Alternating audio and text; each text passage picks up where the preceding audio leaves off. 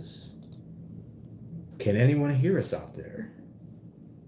Waiting for old Man Ronin. Well, I'm waiting for you. Let's see. Can anybody see us? Is a live chat going on? It says we're live. Started.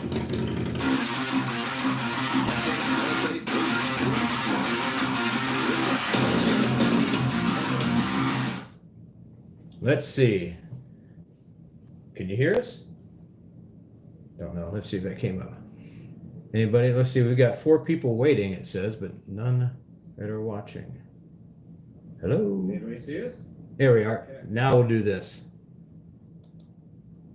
Start it over again. Because going live is a pain in the butt. Oh, because I got the volume down. Oh, nice.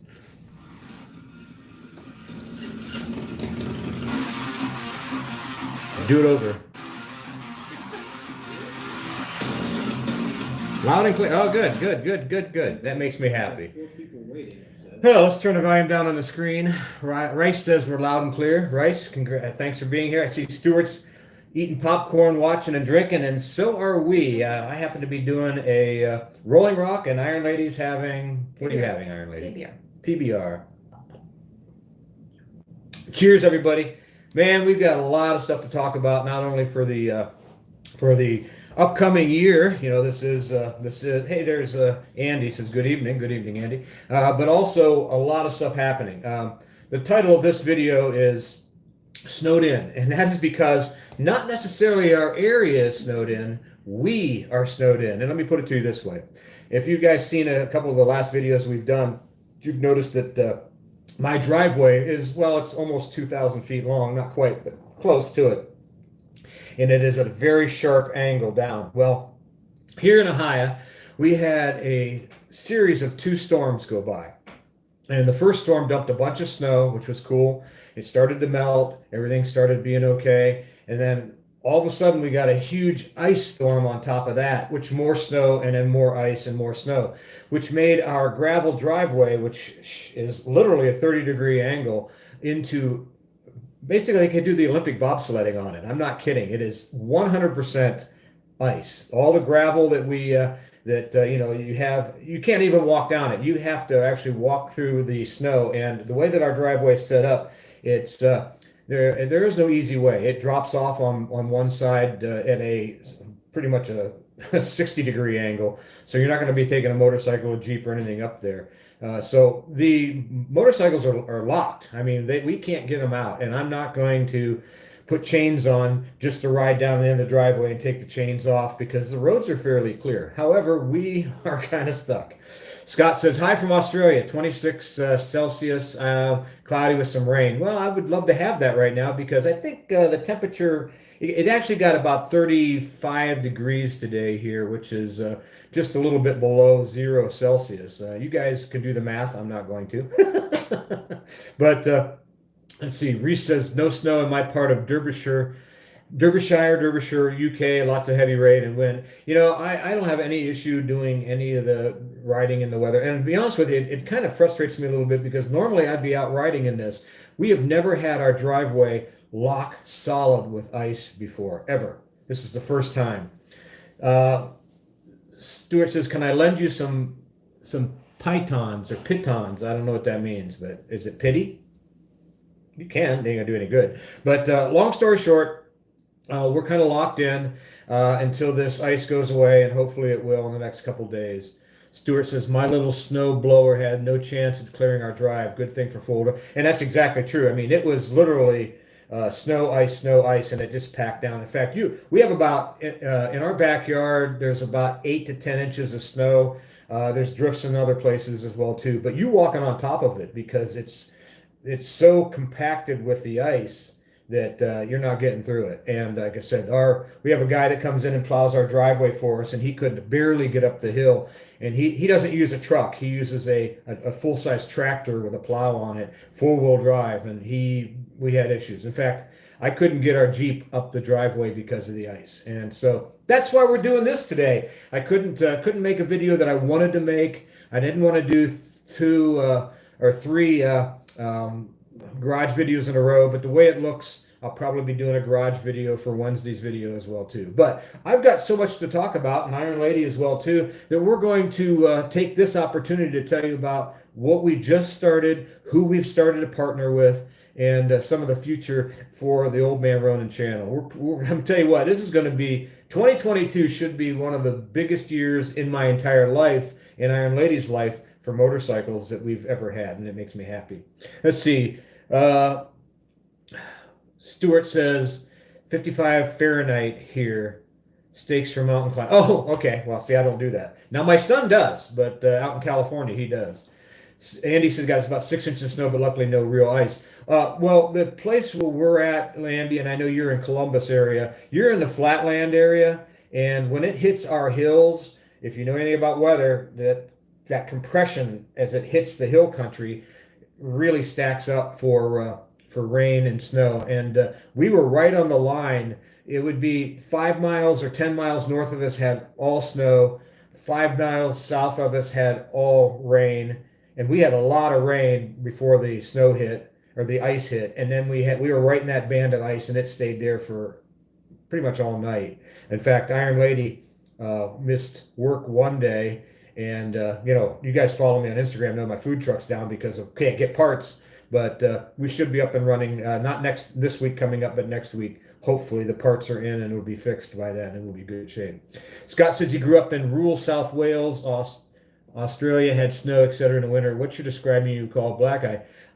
What you're describing we call black. No.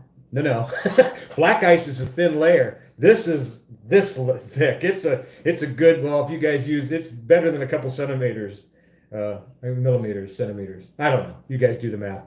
But Craig says, just made it. That's great. I'm glad you're here. But yeah, there is literally, on our driveway, we have big rocks.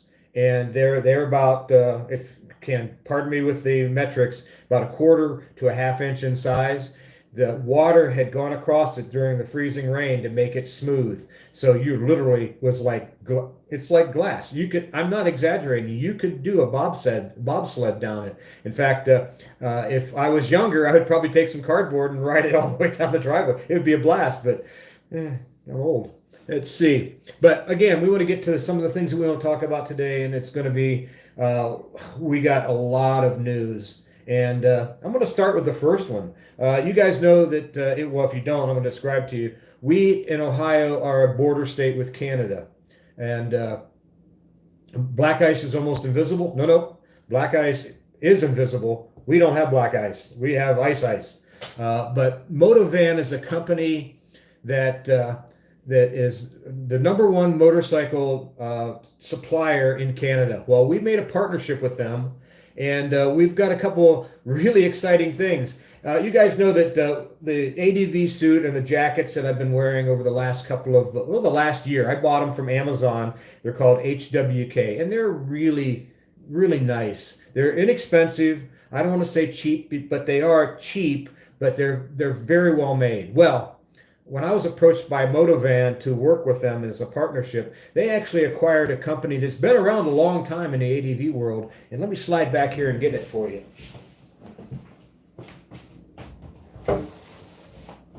I hope you guys can see this, but we have partnered with Motovan, and we are going to be, now this is so brand new, I see all the stickers in it yet. I haven't had a chance to even, I've tried it on, but I haven't had a chance to really use it. But this is called Olympia Wear, and this stuff is really highly rated. Motovan is one of the most exclusive, or I should say the exclusive dealer for it worldwide now. They actually own the company.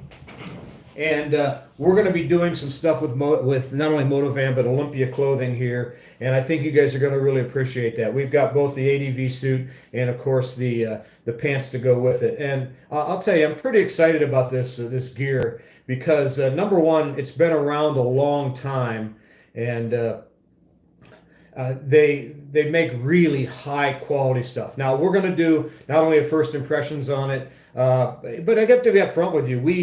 They did give it to us for free, and we're going to be doing a lot of stuff with Motovan, not only on, like I said, but some helmets, tires, oils. They literally are, you guys have heard of RevZilla in America. Well, Motovan is like Revzilla in Canada, but they ship into the U.S. I don't know if they ship worldwide. That's something I'll have to find out. But we're really tickled with it. I know you can buy Olympia clothing worldwide, or you have been used to in the past, but it's going to be something that's going to really benefit the channel. Stuart says HWK jackets are very nice and they are cheap. Yeah, I mean, there's not a thing wrong with them. It just is what it is. Scott said, oops, wow. Trevor says, hi, Trevor. Stuart says, you made me buy one. I didn't make you buy anything, Stuart. I tell you, they're great. I mean, the HWK is not a thing wrong with it. I really enjoy it. And I mean, since I own it, I'm still going to keep it. However, but I'm going to give you guys the full letdown, or the skinny, as they say, on how this not new, but new to me, ADV suit is working out. And they make all kind of other stuff too. They make leathers and everything else. So everybody that's just joining the group, cheers. Again, I just really am excited about the possibilities of growing the channel even more with help from companies like that, and of course with you. And that's going to bring me to another point. We're going to talk about Kemimoto here in a minute. But I just started today. I signed up for the YouTube membership program, and I'm still learning what it's all about. But what the membership program is a way for you guys to help support the channel, besides the Patreon and besides the super chats and super thanks and the super stickers. It's a way to have people, and what we're going to do in the membership is give out some, if you're a member, you're going to be called a crew member, and we're going to send you, and there's only one level right now, but we're going to send you an Old Man Ronin crew, just like you get as the crew member for the Patreons. Is going to be the same exact thing, and it's the same as the lowest level of the Patreon. You're going to get, but we're doing more than just that. We have a bunch of stickers coming out. You guys remember our original, and then we have this one here too that doesn't have the crew on it, and we've got 2 more that are coming. And you're going to get a sticker pack, not just one sticker, and that's going to be true too with the people that do the super chat and the super thanks today on the channel. We're going to give you not only a sticker, we're going to give you a sticker pack, and it's a way that I give back, and it helps generate income for us because, like I mentioned before, my food truck, Andy, if you're still on here, you'll realize we've been down a month because we can't get parts for the truck. Right now, to be honest with you, if the truck was running, I couldn't go to work anyways. I can't get it down the hill. It would. But you could get it down the hill. Yeah, I could get it. I could get it down the hill in the ditch, probably across the way, down in the hollow. It would be a total mess. But man, see what I got a little bit. Down is easy. Down is easy. Yeah, I mean, literally, you can't. 4-wheel drive Jeep will not climb that hill right now because it's icy, and putting salt on it hasn't said.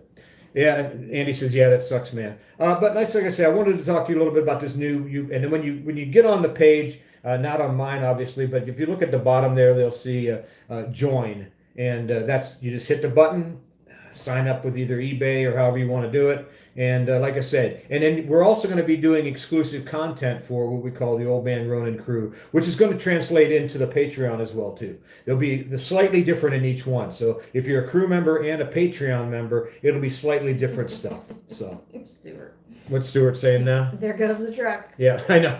I mean, I'm not, dude, there's no way. That's my livelihood. And well, besides this, and nope, he goes, we. But cheers, Stuart. We really appreciate it. Tried that with the with the motorcycle. With the motorcycle. When I said, well, here we go, freewheeling, that's exactly what happened, except it wasn't as icy. I mean, seriously, that day was icy, but not like this. This is smooth. I mean, I have half a notion. If I decide to do that, I'll have Iron Lady go out there and film me coming down there on cardboard like a ski. I'll probably get her going. Then we'll go to the hospital. Yeah, the Amish say, too soon old, too late smart. But that's kind of what we're going with. Let's get back to a few of the other things we're going to talk about. We're still in the middle of the Kemimoto 30% off sale for those guys, and I'm telling you, I'm loving the outfit. I know a couple of you guys have. I need a Subaru. No, dude, Subarus ain't like a Jeep. They're nice, but they're not that nice. Well, your parents had Subarus, didn't they? They each have one, yeah. Yeah, and they didn't do really good in the snow, did they? I don't know. Yeah, she said she don't care. But anyway, up here is a little bit different. But like I said, talking about the Kemimoto, I've been using this stuff now here for about a month and a half, 2 months, and it's really, really. I can't wait to get back riding in really cold weather again, because the vest, especially with the neck, with the hood that I've got on it, it's just amazing. Scooter in the Stick says, I took advantage of the gloves, used them today at a ride 26. What'd you think of them, Scooter? Paul says, hey there. Guys, cheers to everybody coming in. Again, we really appreciate you watching the live stream. Again, we're snowed in, or iced in, I should say. Heated gloves. You know, that's one of the things I wanted to mention earlier, because I have a regular pair of Kemimoto gloves that I use, and they're nice. They're not heated. But the dexterity isn't near as good. Scooter says, great heat, toasty hands. Awesome. There's Miss Kitty. Miss Kitty, cheers. Welcome. Again, tell us, guys, what you're drinking. I'm drinking Rolling Rock, and Iron Lady's drinking a PBR. Paul says you can be snowed in with the Himalayan. Not necessarily snowed in, Paul. You can be iced in. And one thing I learned a long time ago, and I mentioned it on my last winter ride, that a man's got to know his limitations. I hit mine with this ice. I'm not kidding you. There's no freaking way, because I mean I can't walk up the hill. It's just smooth as glass all the way down, and we haven't had any warm temperatures enough, and ice isn't doing anything. Craig says coffee. It's 10:45 a.m. You know what? It's never too late to have a beer. Breakfast beer is what we call it. Day drinking. Day drinking. I should play that song real quick. Scooter says, I have muffs on the Scoot along with heated grips, but could have used the gloves on a naked bike with no issue. I'll tell you, they work really, really well. Kitty says she's on the way home from grabbing food at Taco Bell. Nothing wrong with Taco Bell. Water and pizza here. Craig's laughing. Stuart says, sausage and rice almost done. I'm needed to stir. Scooter says, it's hell to get old. No kidding, man. I'm thinking about, man, I want to do a long-term contract with these companies. I'm thinking like, what? That's 2 years to me. I know, right? Let's see. Paul says, I would agree about the ice. I would ride in all weather, but iced road calls for quits. If I could get to my road, Paul, I would ride. I would not. I literally could not get to the road. Nope. Champagne for beers for him. Yeah, Iron Lady says no. She's a fair weather rider. She'll be using those heated gears when it's 50 Fahrenheit, which is what 15 degrees. I don't know what it is Celsius. I have to do the math. I don't know what those metric hippies are talking about. Yeah, those science hippies. Science hippies. Whatever those science hippies are doing, we don't know. We found a YouTube channel today, and I can't remember the name of it. But if you guys want to hit me up on an email, I'll give it to you. The guy is freaking hilarious, and he does basically science videos, but he adds humor to it. And if I had a science teacher like that, I probably wouldn't have been a chef. That's all I can say, because he is amazing. But like I said, we're going to talk about a lot of stuff today. We're going to talk about the Patreon exclusives next. I started, when everybody started joining, and Miss Kitty's one, and Andy's one, and I think a few other people on here may be members of my Patreon. We had just one level, and you joined for $5 or whatever you wanted to. We actually have 3 levels now, and it's a crew member, the first mate, and the crew captain. And of course, just go to the page, patreon.com/Old Man Ronin. You can see it there. You can see what's available. You get sticker packs. If you're the crew captain, you get a free t-shirt. And again, I had to get all the stuff reprinted. And man, things are just nuts to get a hold of right now. And I apologize for everything being slow, but it just is what it is. With the what do they call it? The supply chain crisis. It's been a hard stuff to get. I mean, heck, even especially with my food truck, it's just hard to get things right now. So patience. I've got a new sticker coming out. If you go to my Etsy page, you'll see it. It's called. Let me call it up real quick, and I'll tell you. Well, it should be right over here. What is the name of it? It's called Chill and Ride, and it's kind of more of a traditional Harley biker type of sticker, but it's kind of cool. I already sold a couple, and I haven't got them in yet. So. It's got a pin-up girl. It's got a pin-up. It's got a. Think of Sailor Jerry, if you guys are familiar with that. It's a pin-up girl. It's a pin-up girl, but it's cool. It's a motorcycle. Scooter says he would like to take the Himalayan out, but it's brand new. I don't want to salt it up. And I get that, man. I mean, but and right now, even for me, it'd be difficult to wash the bike. I don't have any heated garage. That's why a lot of times when I'm doing these garage videos this time of year, you see my breath because if it's 35 outside, it's 35 inside, and just is the way it is. But like I said, lots of stuff happening. We're just really super excited to have all of you watching. We're 13 people now, which is really good for a non-specific live stream. Dennis says, I have been around for a while. My Himalayan died at 350 with a throttle position sensor code after 5 months in the shop. Wow. Is it has to do with the fact they couldn't get parts? Dennis, let us know on that, because I've never had any issues with mine. But again, what year is yours and the whole 9 yards? Share with the audience here, because they want to know as well too, because that's something that is really important. Because I'll tell you the good, bad, and the ugly. So far, and I mean 100%, I have zero issues with my bike, and I don't know if I'm really lucky or that some people have all the the bad luck. I'm not sure.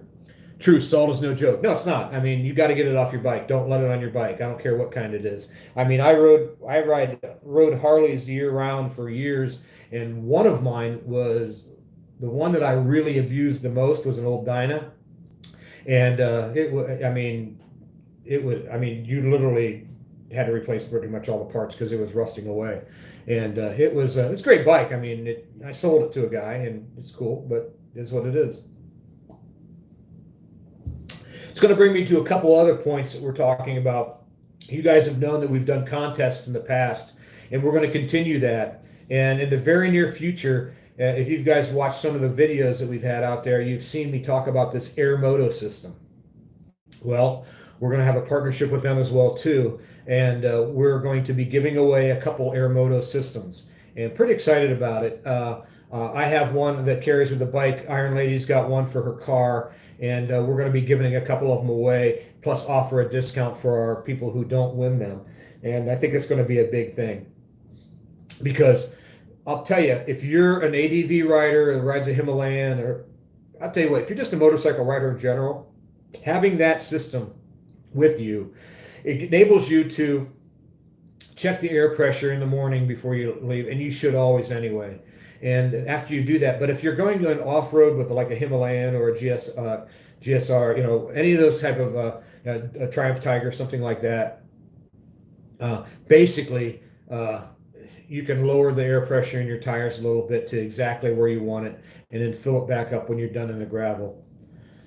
Miss Kitty says they're pretty handy. They're beyond handy, Miss Kitty. I use them constantly. I do use them in the car too. Now, it does take a great length of time to blow up a car tire, but it can be done.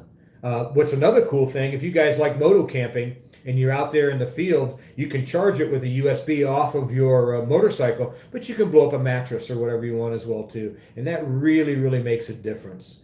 And Andy says he really wants one of those Air Moto pumps. Well, we're going to be giving a couple away, Andy. Of course, it's going to be one of those things that you're going to be noticing little Ronin run by on the thing and what time it is, and you enter an email, and then we put everything in the hat and draw a name on who's the winner of that particular model. And we're going to do it twice a month.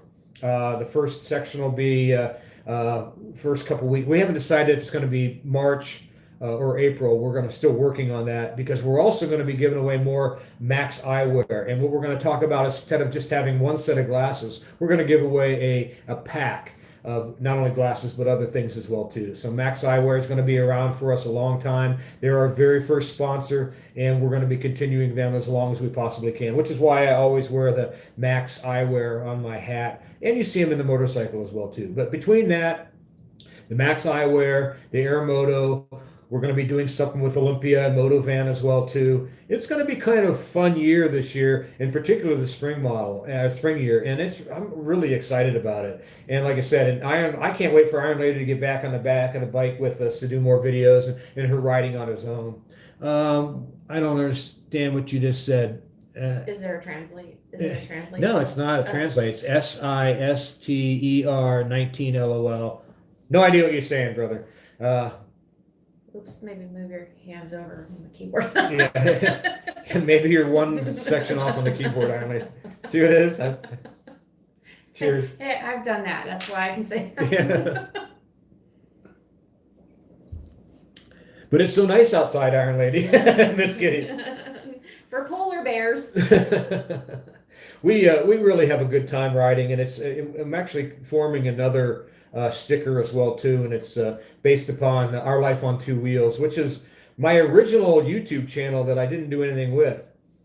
I've seen your picture. I know. That's We're distracted because there's a little delay over delayed. there. It's like, hey, now I'm just cheering her right now. But anyway, it's based on Our Life on Two Wheels, which we really didn't do too much with. But Old Man Ronin channel's really taken off. But we want to still maintain our Life on Two Wheels. We're going to still have that channel. Probably not going to do anything with it, but we're still going to keep it because I even have an Instagram page that says Our Life on Two Wheels, that we put a lot of stuff previous to Old Man Ronin being out there. So if you guys want to follow us on Instagram, Iron Lady has a page. I have a page, obviously, and of course, Our Life on Two Wheels. Let's see. My Himalayan is my workhorse, carries me so much gear, love riding. And that's true, man. It's so true. It is a complete workhorse. And I call it a mule, and I know a lot of people took that the wrong way. I didn't call it a jackass, that's me, but I called it a mule because it does exactly what you want it to do. If you guys been listening to the channel a lot, you'll know that I did a lot of hunting out western United States, and we would do it on horses, and we'd carry mules with us, and that's how we'd bring either elk out or moose or bear or whatever we were shooting at the time. And that's how we would bring them back out, is by using them, quartering them obviously, and then put them on the back of, and they carry all of our camping equipment as well too. So it's one of those type of things. I got so many stories in my long life so far, and it hasn't been that long, but as far as using the motorcycle instead of the horses and the mules, and the Himalayan fits that. I mean, it really does, which is why I love that engine. A lot of guys are all humped up on this 450 or saying a 650 and things like that. There's a part of me that wants them just to keep that little 411. Maybe get a little bit more technology, what's similar to the 350 does, because I'll give you a little dirty secret, guys, here, and then I'll get to reading some of your stuff. In the heart of the 0 to -5 or 6 degrees Fahrenheit that we had a couple weeks ago, I went out just for S&Gs and tried to start all our motorcycles. And let me tell you one thing. I only had 2 motorcycles out of 6 start. Let's have them guess which one started. Which one started? It's out of all the motorcycles that we have in the shop. Which ones do you think started? Now, you got, like I say, only 2 of the 6 started. Now, I'll read some of these messages here real quick. Reese says my Himalayas work. Okay, I have transitional glasses, but they do not darken while I have my helmet on. Apparently, the clear visor blocks out quite a bit of the UV light, so I have to use a drop-down sun visor. Whatever works for you, brother. Whatever works. Stuart has a big wink. Craig says not Harleys. Anybody else have a guess which motorcycle started and which ones did not? We'll let you. And I'll tell you why that was, but let me give you a little hint. Or not a hint, but let me give you some time to make some comments there. But we really, we've had some really, for Central Ohio. Now we're from up Northeast Ohio, where they have the snow belt, which you get lake effect a lot of the times. Scooter says Himalayan. The only 2, and I'll tell you right now, guys, the only 2 motorcycles that started was number 1, the Meteor. It started, boom, no frickin' problem. And the other one that started was the Himalayan. The Harleys would not start, and I'm telling you, it just wasn't possible. And the reason why is because they're such big engines, and they were so cold that Not they. a Honda. Not a Honda. Exactly, Paul, you got it. Hemi, yep, the Hindi and the other Henfield oil isn't in the tank. That's part of it too, Miss Kitty. I was getting ready to say that. You just took the words right out of my mouth. Because it's more of a sump oil than a tank oil. Good girl. I'm telling you, man. Miss Kitty's got it on. You need to friend her on Instagram if she'll let you, and because she puts some really cool stuff up there as well too. And she's been riding motorcycles a long time as well. Fuel injection. The fuel injection. Most of the Harleys I have right now are fuel injection. The only one that I don't have is the what do you call it? A Toad Glide, and that's because there's no tank and no oil, and it's the engine's. It's not even working. The reason why is because the fact that the oil's down and the fact that the engines were so cold that the pistons rings had expanded so much that I was actually afraid that that was going to scar the walls. So I gave it a little shot, and when it wouldn't even hardly move, I said, nope, not touching it. But as far as that, the Meteor and the Himalayan, brother, man, I'm telling you, they fired right up without any problem. She says, blush. That's awesome. Cheers to Miss Kitty, man. I'll tell you what. I don't have many lady followers, but she is without a doubt one of our best people. Her and Sandy out there at in Montana. I don't think she's riding much now either. So what's some of the other news that we've got? We've got quite a few trips planned this year too as well. I'm going to be riding a bike. I'm not telling you which one it is because it'll be special. We're going to do a whole series. I'm going to be riding a bike as soon as the weather breaks in the mountains of West Virginia down to Florida. We'll be taking a motorcycle down there, and we're going to be showing you some of the fun stuff. And we're also going to be taking a trip out west as well too. And probably those two trips will be solo. I don't know if Iron Lady can get that much time off work because we're still going to do vacation stuff as well too. But I'm getting too old to spend so much time in the truck, and I need some breaks because I only got probably another 25 years of riding. Yeah, my ass. No, she's riding my ass. But we got some trips coming up. Plus, we're going to be doing a lot of more work on the Toad Glide. We're going to be doing some other stuff with some of the other Royal Enfields, which is why I'm coming to the next point. We're going to be talking a lot about the 2022 Royal Enfield models that are going to be coming out. Miss Kitty says, you got to ride home. Hope you're still on when I get back there. Miss Kitty, you're riding your scooter back home now, aren't you? And again, I think she's in Arizona. Is that what you're doing? You're going to be riding your scooter? Because I mean, the lady rides in all weather as well too. Everybody give her cheers and a props. She's a better woman than I am. Yeah.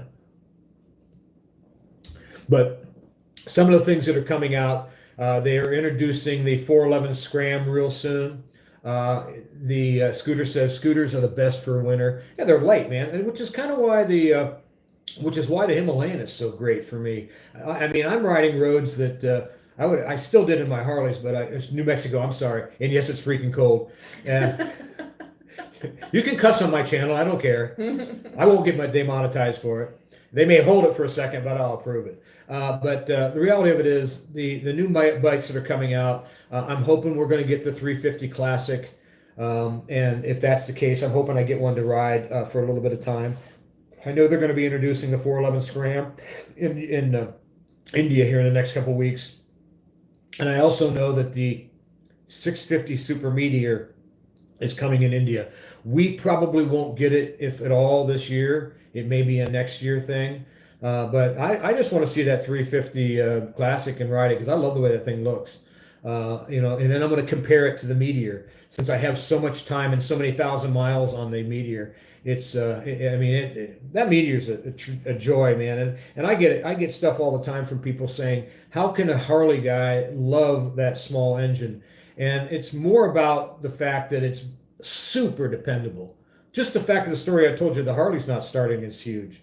Scooter says, I commuted well below zero for 15 years in my Vespa, snow, ice, whiteouts, would not attempt it on a motorcycle. Well, of course, I mean, especially a Vespa, man, you're so light and the center of gravity is so low on those things. 450 Himalayan, is the rumor yet? There's no for sure.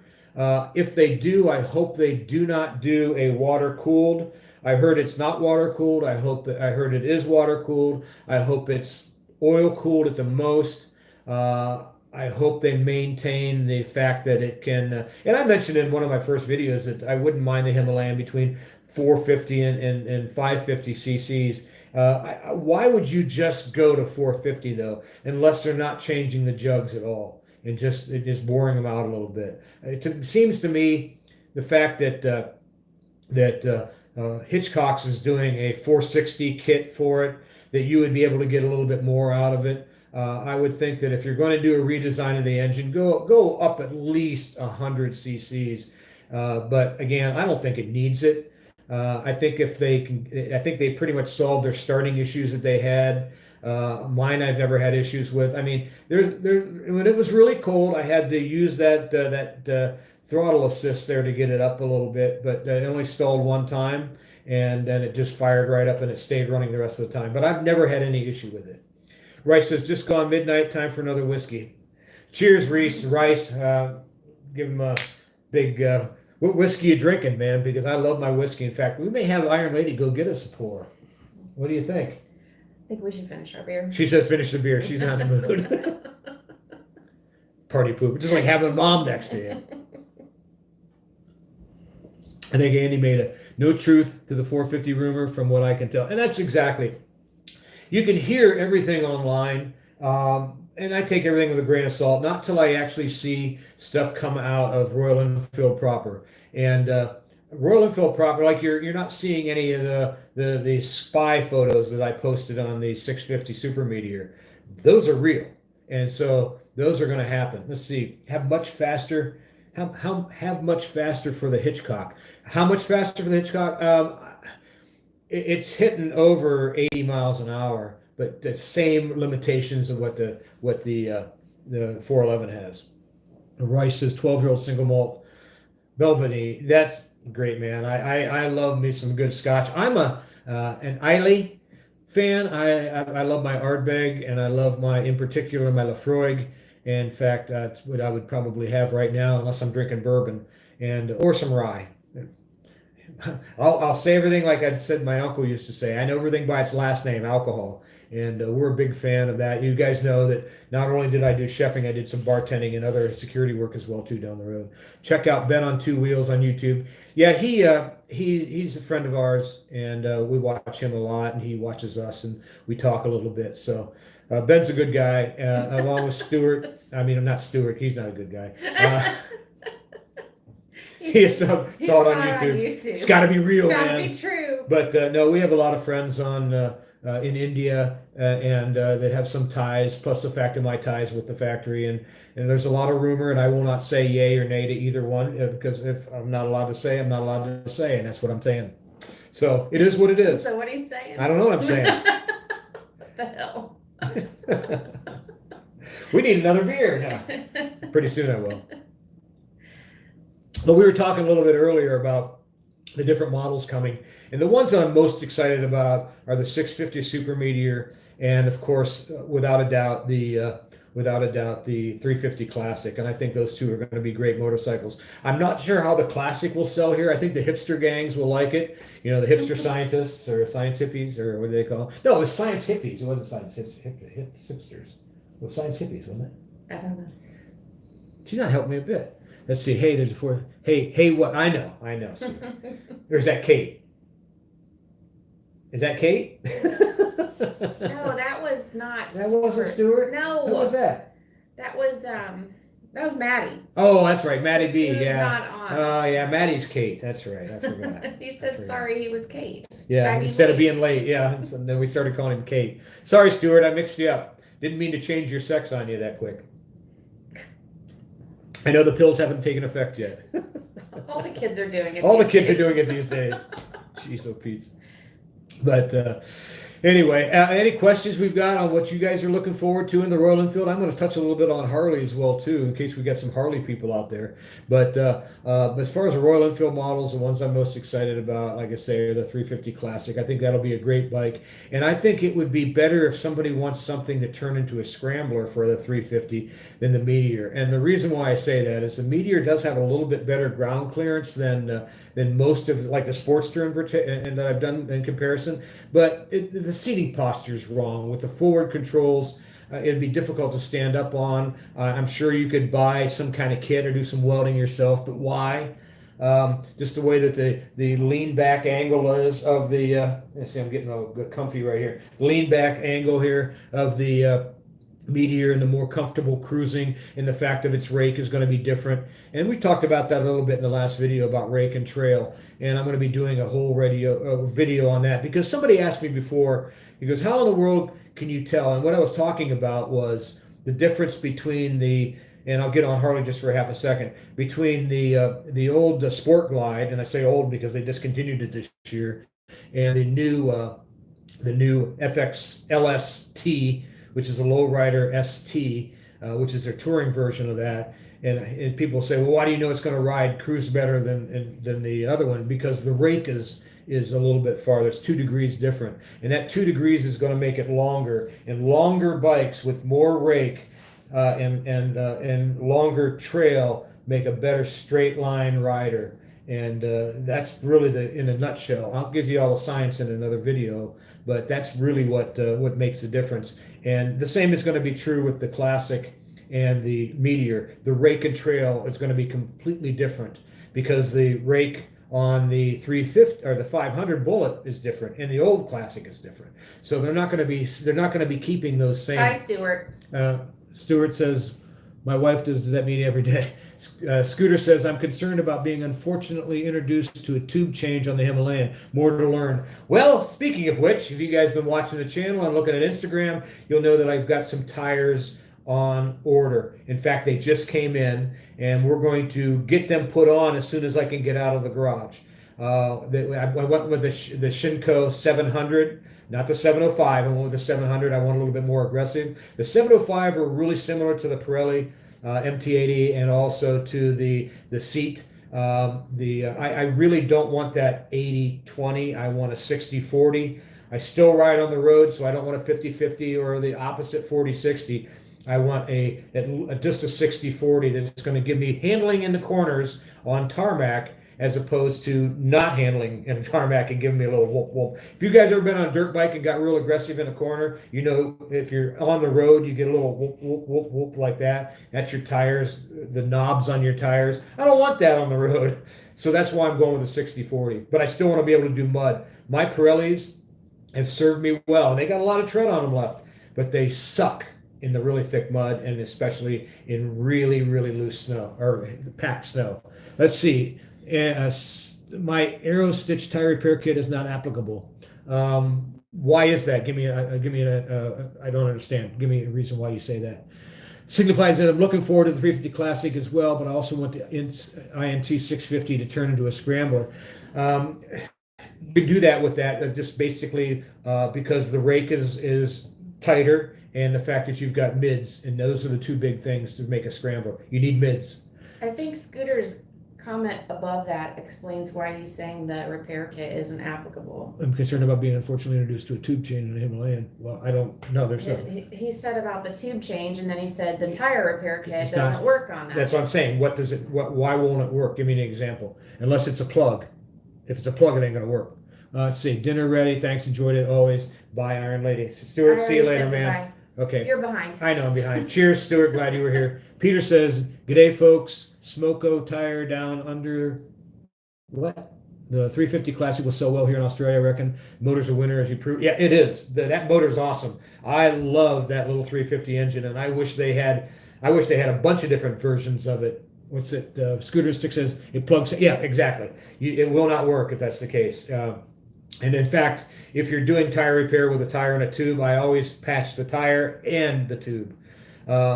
Scooter says it's for tubeless. Right. And to be honest with you, I do not like, unless I'm in an emergency, I do not like to plug motorcycle tires. That's a big no-no for me.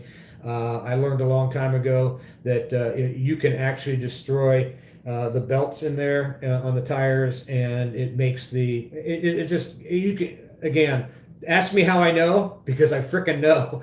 I've had it happen several times on long rides where I would just ream it out and stick it in there and light it on fire and cut it off, and then I'd have my tire start to further down the line start to wobble out of place because the belt slipped a little bit, kind of like a car's belt slides, a little bit the same thing. Scooter says, I watch Itchy Boots change a tire on the road in South America on our Himalayan.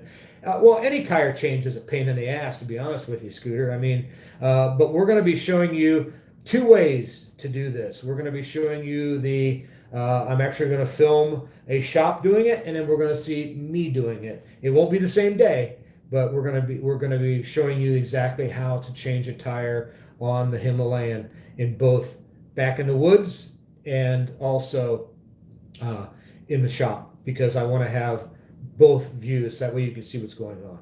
So Scooter says okay, that's the same thing. But any chance I could get you to run and get us another beer? Are you done with this one? Mm-hmm. Are you sure? Yeah. Oh, there's a little bit. Sorry. Almost alcohol abuse. I really appreciate that. But let's talk about a little bit more about some of these models. If you have any other information or that you want to ask questions about. Scooter says, well, that'd be great. Do you carry a spare tube? Always, man. I always carry a patching kit and a spare tube. They really do. In fact, this is my thing. Every time I change tires, like if I'm running, like all my spoked tires on my Harleys, all have tubes. Because obviously spoked tires don't do tubeless. There's some that do now, I shouldn't say that, but mine are old, so they don't. So you have your little band of rubber that goes around where your spokes are, and then you have your tube. Well, I always carry beer. I always carry tubes, and I always tell the guy when I'm putting a new tire on to give me the old tubes, unless they destroy them when they're taking them off, which I hope they don't. Oh, thank you. More Rolling Rock. Better than whiskey, I think, tonight. See, there's a question, and I'll get back to my story. Does patching a tube require the tire to be rebalanced? In an emergency, no, but yes. Most of the time, you're going to do a bubble balance anyways, and it behooves you, if you have a lot of motorcycles like I do, to have a bubble balancer in your shop. They don't cost anything. You can get them at Harbor Freight, and I'm sure they're pretty reasonable around your area if you're going to live in Europe. But yeah, just carry, it's not a big deal. It just basically it just sits on there and it tells you which side, and you put the weight on, and you stick the weight on the outside of the rim. It glues on there, and it sorry, Scooter says I carry a cell phone and a credit card. Well, that works as well too, but I don't like to wait that long. I'd rather get it done. And so what I do is I always, when they change the tire, I always demand, if possible, to get the old tube, because it will help me in an emergency situation, and that way I can carry it with me, because the tubes in the front and the back are different on all motorcycles, and so I like to keep a good selection with me. And then when I change another tire again, I throw the other one away. Okay, serious or basic questions. What are you guys doing for USB charger on the bikes? Great question. If you look at my Harleys, I put them on my Harleys. If you look at the Meteor, it comes with it. If you look at the Himalayan, I use the Enfield Accessories phone mount, which carries a dual USB charger port. I also have a battery tender on every one of my motorcycles. And when I buy a battery tender, I carry a little USB plug that can fit in, which means that I have, like on the Himalayan, 3 possible places for a USB connection. On the Meteor, 2. With the Harley, 3. With one of the Harleys. The other ones, I only got 1 USB. So yeah, I have USBs to charge batteries, GoPros. I'm doing this for I shouldn't say a living, but I'm doing it for money, this YouTube channel. It's the whole idea. I mean, I've ridden 50 years without, well, not quite 50 years, but 50 years without a YouTube channel. Now, 40 with a YouTube channel. So the deal is, I really want to have a way to charge not only my cell phone, but my cameras, anything else. You never know. And so that's the reason why I not only have a USB ports on all my motorcycles, but also I have it in an emergency. Like Iron Lady's bike does not have a USB port, but if we use it, we carry the little USB connector that goes in the battery tender plug, and then immediately I have 2 USB ports available. Rich says, good to see you, live in Florida. Hey, Rich, thank you. Welcome to the channel, brother. Cheers. Tell us what you're drinking. We really enjoy having people here. We got 17 people watching, which we're happy with. Again, this is a nondescript live chat. We don't know exactly where we're going with it. We're just going with it. Paul says, I have a battery tender USB, but I have not needed to use it yet. And again, if you're not using it for your phone, if you're not using it for GoPro cameras, it's there as a backup. Because you know how many times I've gone off without charging my batteries in my phone? Ask her. Exactly. And that's the reason why I'm lucky to have it. Now, I always carry, obviously, a phone cable with me as well, too. They go hand in hand, which is one of the reasons why I love having my panniers on the Himalayan. And if we ever got the chance to, and I'm not sure what's happening with the Meteor yet. I haven't talked to Bree out there at Royal Enfield in a while. But if we, regardless, we're going to have a Meteor, and when we do, we're going to have let me think of the name, Hepco and Branch, I think it is, out of Germany. They make they call sea bows, and they fit on the Meteor perfect, and they have all kind of different styles of saddlebags, and that's what will be on the Meteor when we finally own it. That one or another one. My bike does not provide enough power to keep the phone charged. Wow, what bike you riding, brother? Tell me, seriously, I'd like to know. Because pretty much every motorcycle that I have has no issue with that. And if it's, I'm just curious what, if you're not getting enough, and how old is the bike? So love to hear from you. Like I said, on the Himalayan, I've got 2 USB chargers, and it runs no issue whatsoever with my equipment. And my Himalayan's a 2018. So, well, I told you I was going to mention a little bit about Harley Davidson as well too. And people have been asking me, because I did that video here about what my first impressions were on the 2022 models. And if there's any Harley people out there, bear with me. If there's not, I'll get off of it pretty quick. You can put your notations in the chat there. But people, there's another guy that has a YouTube channel, and he gave that the new 2022 Lowrider ST, the touring version, a big thumbs down. And the reason why he did is because he has a Sport Glide, and he wanted to keep the Sport Glide in the, as far as the realm of being in a model in business. And instead what they did is they took the Lowrider S and put a front fairing on it. Now the guys that do a lot of canyon carving and a lot of hard touring and a lot of hard turning and a lot of really, really aggressive curves, love the fact that they took the Lowrider S and put the fairing on it, because they're going to have that really short rake, which is going to make them in lower or smaller what am I going to say, trail, so they're going to handle a little bit better. So I prefer, personally, I love the look of that new touring bike, and I think Harley hit a home run with it, but I would have preferred it as well on the Sport Glide, because it's more of a touring bike. Let's see. David says, my bike does not provide. Okay. When do we get a 975 Sportster? Take my money. Rich, I don't know. I think I made this statement to a friend of mine who has a YouTube channel. I'm going to give him a shout out. I know he's not watching here. He said something already. He's got a small channel, man. He's growing. He's a little bit different than we do things. He's more like Shade Tree Surgeon. So if you guys watch him, you'll understand what I'm talking about. It's called Kenny Quest Show. And Kenny made this statement that he wants one of those motorcycles. And then we were talking a little bit about the 975 Sportster, because he just bought an Iron 883, and he wants to, like I said, he wants to get one of the new Lowrider STs.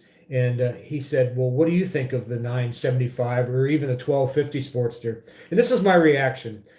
And I'm going to preface it with this. I have been riding Harley Davidsons since I was 14 years old. I love the old iron heads, which would be the shovel heads and the bigger engines. But on the Sportsters, it's an iron head. I love the blockheads, which is the Evo version of the Sportster that are out there right now. I would rather them take, this is going to sound funny, and a lot of you guys aren't going to appreciate it. I would rather them take a Milwaukee 8 and downsize it into a Sportster, put a 6-speed in it, and do that than having a liquid cooled engine. But again, I'm an old guy, and I do not like liquid cooled engines. I never have. If I wanted one, I would have bought another brand a long time ago. The motorcycles that I love are Triumph, air cooled, a little bit of oil cooler on the side. I don't like water cooled engines. Or liquid cool. I mean, if it's got a big rate, I don't like Honda Rebels. I just don't like them. My Hondas have all been air cooled. I love air cooled motorcycle engines. I know why they're doing it, because they want that European market with all that pollution stuff that they got going over there. But personally, the way that it looks anyways, Europe's going to be all electric in a few years, and they're not going to worry about that market. So the reality of it is, why bother fooling with them, man? You make a live wire smaller version and sell it in Europe, and let us have our Milwaukee 8, an 8-valve engine in a smaller size, and put that on a Sportster frame. That's what I would do. But again, that's personal preference. Potato always reminded me of a galloping horse. Well, it does. I mean, Paul, you got it. I mean, I've had videos where I talked about that again, and where I've actually had people listen to what the sound of the old shovels and the very first Evos and the twin cams and stuff like that. The Milwaukee 8 doesn't sound that way, but that's okay. I mean, the reason why that engine sound is because there's a little lag in between the two firing. It goes boom, boom, boom, boom, boom. There's a lag, and that's what that Harley sound has been famous for forever. Rich said I could live with that. Yeah, again, Harleys, you buy a Harley because it's a Harley. If you want a faster bike, buy a Ducati, buy a Triumph that's liquid cooled, buy something else. Harleys, if you're going to chase those people who aren't going to buy them, because I don't know very many young people in their 20s and 30s that are dying to get a Harley Davidson. They want Ducatis, man, or they want the hipster style bikes like the W800 from Kawasaki. That's what they want. They don't want, or they want a Royal Enfield. They don't want a Harley Davidson. I just don't see it happening. But again, I'm not in charge of the company. I don't know anything about it. So Rich says, from now, I'm a Moto Guzzi. Exactly. There you go. Moto Guzzi. Nothing wrong with it. Pretty old school. Great looking bike. And again, Harley is Harley. Royal Enfield's Royal Enfield. Know your market. Stay in your market. Shut up. I guess that's what it's about. My Done Life says, what's up, everybody? Welcome, My Done Life. We're glad you made it, brother. Tell us what you're drinking. We're Rolling Rock and PBR. We're enjoying basically talking about everything in the world, from our partnership with Motovan and Olympia Clothing and Kemimoto and Maxx Eyewear and Airmoto, to Harley Davidson and our Patreons and you name it. We don't really have anything that we're specializing on today. And again, my bikes were iced in. I shouldn't have said snowed in, but iced in doesn't sound right, so I said snowed in. Miss Kitty says, can't afford a Harley unless you've paid off your mortgage and you build it from parts. Well, you can if you're handy with a wrench, Miss Kitty, because I've bought Harleys as cheap as $300. Put maybe $1,000 in them, and they run great, and they're all in the garage up there. I've always said this, all of our Harley Davidsons in the garage, you could put all of them together and it would cost less than one of the basic model Harley Davidsons, because I know how to work on stuff. And that's a blessing that I have, that I've been riding them so long. And that's one of the reasons I love Royal Enfield so well, man, because they're easy to work on. And to me, that's the best thing in the world. You start putting all this technology, I'll tell you this is something that, and again, I'm a Harley guy. The new Pan America, I would never really want unless it was given to me. And then, to be honest with you, I'd probably sell it, because it's got too much tech. I don't care if I come to a stoplight and it goes, I don't care. I want to be able to have a bike that when I'm running down the Transamerica Highway, if I'm running down a gravel road and all of a sudden I'm looking at a squirrel and boop, I hit the ground, then I ain't got to worry about tens of thousands of dollars of fixing in computers. Well, I'm obviously exaggerating. That stuff isn't for me. I want to be able to pull that head off, put a new freaking piston in it, put a new crank rod in it, put a new crankshaft in it, and go. That's what I want. EFI is enough for me, and I don't even like those. I'd rather have carburetors. Dunlife says, also live in Ohio, so my bike is stowed away and all thaws. What are you riding, Dunn? I'd love to hear. Oh, he dirt right below it. He has a 206 Dyna, but I could afford a new bike. But it's like owning my bike, no loan. I can work on it, don't have to take it. Exactly. And that's one of the things I've been getting at. Man, pretty much all the dealers, and they're not making a lot of money on the motorcycle, so where they get you at? Service. I mean, that's where they get you at. And it's not their fault. That's the way the things are marked up. And it just is what it is. I would rather do it myself. I get more pride out of it. Somebody asked me before in one of the former comments, they said, why did you sell your Harleys, man? There's so much emotional equity in this. And guys that don't know, I was injured in 2013 in a accident involving a semi, not on a motorcycle. And what kept me going is this lady right here, that little dog that is whining in the bedroom, and the fact that I was able to work on these Harley Davidsons that I have now and converting them from nothing to what they are today. And pretty much they're all garage queens except the Toad Glide. And I mean, I don't have any money hardly at all in them. Like I said, we got less money in those motorcycles than you got in the Softail standard. That's basically what I'll say. A little bit more than a Sportster, but not. That's it. We're talking 6 Harleys. Let's see. Reese says most of us old timers love our petrol engines. Hate the idea of an electric motorcycle. Each their own, though. Exactly. I mean, if you're, I'm going to stay on 2 wheels no matter what. But it is what it is. My Done Life says service parts and clothing. Miss Kitty says, I attempted to take apart a Kawasaki engine once and realized I'll just work on everything around it instead. It's really easy. Buy yourself a service manual for those bikes, and it teaches you everything you need to know about how to put it back together. And that's really all you need. I've got service manuals. Well, I can't show you in the picture. Let me back up. I got a bunch of service manuals for every model I have and ones I don't even have. I have got panhead service manuals. I don't have a panhead and haven't had one in 25 years. Peter Wrench says, $1 million Bogan, how badly can you treat a Harley? A lot. He's crazy, but geez, he's proven the reality. The brand has been around a long time. Royal Enfield's been around a long time, and the common denominator is they're simple. The Shade Tree Surgeon has a Ducati down in Florida. Great guy, love him to death. He's got a Ducati Multistrada, and he's had more issues with that and big dollar issues because of the technology. Parts are hyper expensive. Scooter says, and they make a big wad of cash from finance. Yeah, they do. I mean, I would personally stay away from Harley Davidson financing if I was you. If you can't buy it outright, go to your local credit union. Hey, Jean, how you doing? One down, Jean up. She's got a great YouTube channel as well, too. Glad to see you. What are you drinking, Jean? Put it down there. We are staying warm. We got Kemimoto warm gear. How you like that? Shameless plug. Besides that, we're kind of snowed in because of our fact that we can't get down our driveway. It's literally a sheet of ice, and I'm not exaggerating. I was talking earlier in the video. I think I'm going to have Iron Lady. I'm going to get a piece of big cardboard box at this new clothing that I got from Olympia. This came in, and slide it down and show you guys exactly what it's like. We may do that tomorrow and see what that's like. Let's see. Miss Kitty says, well, Albuquerque stole all the tools and arrived with it, so basic maintenance tool. I got you. Well, that's another thing I want to talk about here. Let's see. One Gene says, red wine, Boda Box. That's cool. We drink a lot of wine as well. We again, know them by their last name, alcohol. I think we just had a fantastic wine out of California. What was it called? You remember the wine we just had? The red wine? No. Quixote.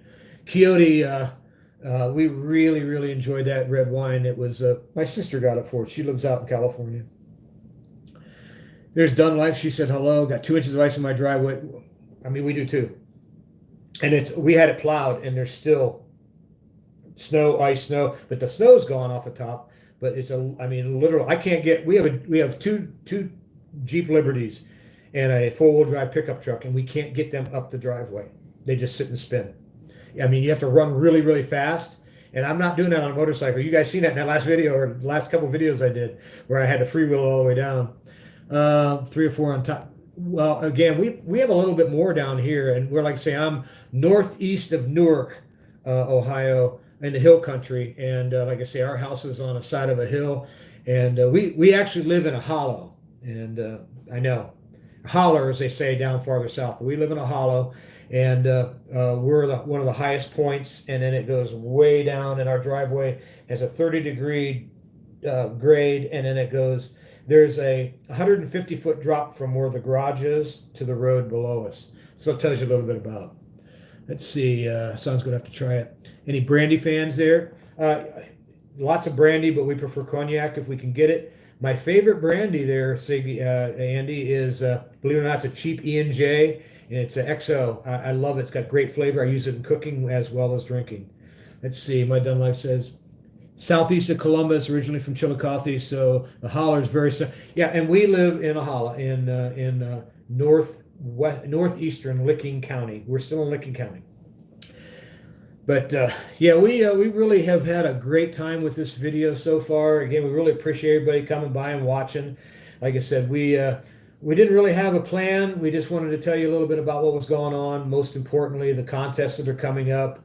with Maxx Eyewear and Airmoto, and of course Chemimoto's going on. Not really a contest, but if you want to try some heated gear out, go to their look down in the description. You'll see here. It's not in there right now, but my last video I'll put it in after that. I get this after it gets published. And we'll talk about how to get that discount, and that puts it down. I know quite a few guys have bought the gloves, and the vest is fantastic, especially under your jacket. It really, really works well. That heated hood, man, makes a difference under a helmet. It really, really does. Dunlife said, okay, it's still the same one, but the gloves are fantastic. They're especially on the Himalayan where you've got the wind guard as well. I had, when I was riding at 9 degrees, which was what, a 15-degree wind chill, below zero, I had no issues whatsoever. I really like the heated socks are great too. I use them a lot tromping back through the woods and things. I really love to go woods. Here, Paul says, hey, Gene and Dunn must be fans of Shade Tree, because pretty much everybody that I think is Dunn Life and Gene and a few of the other guys on here are a huge fan. I met Shade a couple years back. Great guy. I'm trying to get him up here to do some off-road stuff in our part of the country, because he's used to riding dirt bikes. So it is what it is. He gets here, we'll show him some fun stuff. One Gene says, heated socks sound incredible. I told us I go to sleep first, and these things work great, man. And they last. I had them four and a half hours straight on high, and not a bit of issue. In fact, I turned them off when I got home. I was riding 4.5 hours on. Most of the heated gear will run, except for the vest. The vest is about 3.5 hours, but most of the gloves and stuff is 4.5 hours. And then charge them up, and it takes maybe an hour at the most to charge them back up, which is pretty cool. Except that I think the gloves you need, the vest. Let me look.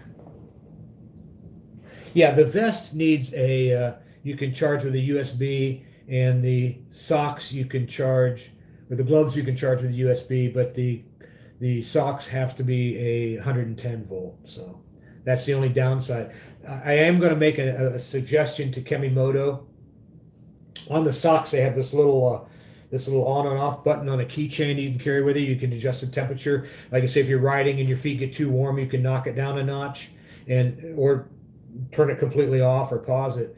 And that's really cool. I really, really like that. But I would love to see them enable a app so you can use it on your phone. Because I have my phones usually mounted on the handlebars. I don't have an iPhone, so I don't have any issue with vibration on it. My Samsung is not affected by vibration, and I know a lot of guys having issues with the vibration on their iPhone, but I don't have that. So I would love to have it there and be able to plug in my, if I say, hey, I'm going to turn it down or whatever, instead of zipping down my coat and hitting the button. I know that seems foolish, or hitting it like this. It'd be cool to have an app. Let's see. Reese says, I wish you all good night. Heading to bed, getting late. Great to watch and chat. All the best from Derbyshire. Reese, appreciate you being here, man. Cheers. And stay tuned to the next video. Paul says he's a fan of the Motovlogging Club community. Follows 780. Wow. Hey, my done life, just writing as much as I can. Where are you from, Paul? Put it down in the comments if you, or not comments, but the chat there. I'd like to hear from you. But what I feel about apps the way you do about water cool. I know I agree to that to a limit. But the fact of it is, it'd be nice to be able to turn your not your socks, but turn your vest down a little bit without jumping around everywhere. But you can never get enough of all you can do. You guys are talking about riding as much as you can. It's one of the reasons why I ride year round, except for these last week and a half. I haven't been out on a motorcycle because I've been iced and snowed in. But normally, once I can get to the road, man, it's back on. It's just a matter of, I need a couple days of 40+ temperatures to get that ice off, get that salt working on the hill. And once that happens, it'll be a lot better off. Lawton, Oklahoma. Oh, man. Let me see. Where is Lawton? Refresh my memory. I've been to Broken Arrow. I've been to Tulsa. I've been to...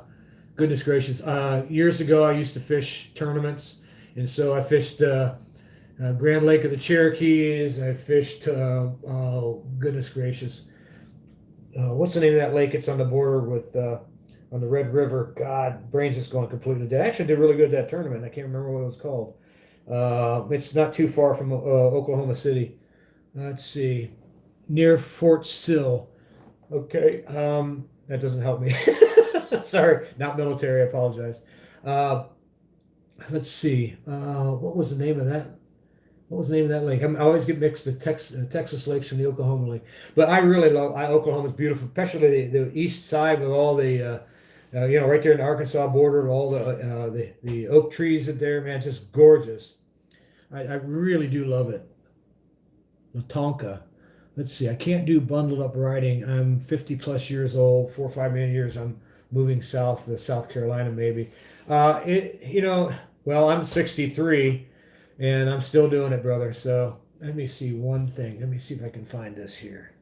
If I can do this, this will help me out a little bit. Google. Pardon my not speaking. I'm trying to find something because it's driving me nuts. Where's a map? I'm going to go crazy as soon as I see this thing. That's Dallas. It's on the Red River. Texoma. What a dumbass I am. Lake Texoma. I really love that lake, man. I did really well in that tournament. I think I took 11th place, but that's been a long time ago. Let's see. I'm 40. I'm at 50 degree or above. I don't ride.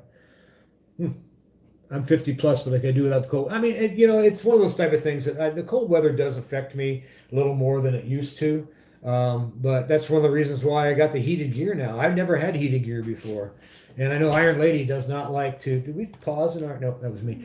Iron Lady does not like to ride in cold weather. She's probably a lot smarter than I am, but it is what it is. I'm not the one that went freewheeling down the driveway. Not when I have beer in my mouth. But you guys have any other question before we? Gene has a question. Oh, what'd Gene say? After riding outside with salt on the ground, you rinse the salt off? Yeah, exactly. As soon as I possibly can. That's one of the things. I keep my hose in the garage down. We have 2 garages, one big one with all the shop in and stuff, and then one attached to the house, which stays warmer. It doesn't ever freeze in there. And that's where we keep her Jeep when she's driving back and forth to work. But I keep the hose in there, and as soon as I get off the salty roads, I run up to the hose, get the hose, and run that stuff down, man, and get that salt as fast as I possibly can, because it's not only the salt, but it's the other stuff that's in the chemicals in the road salt. And so I'm worried about the salt damaging my bike. No, you're not being paranoid. It will damage your bike. And you're running a Triumph. Am I correct, Gene? I think that's what it is. And you're running a chain drive, so you really have to watch that. You guys will see in some of the past videos I did, it literally takes minutes, and I'm not exaggerating, for salt to get on that chain.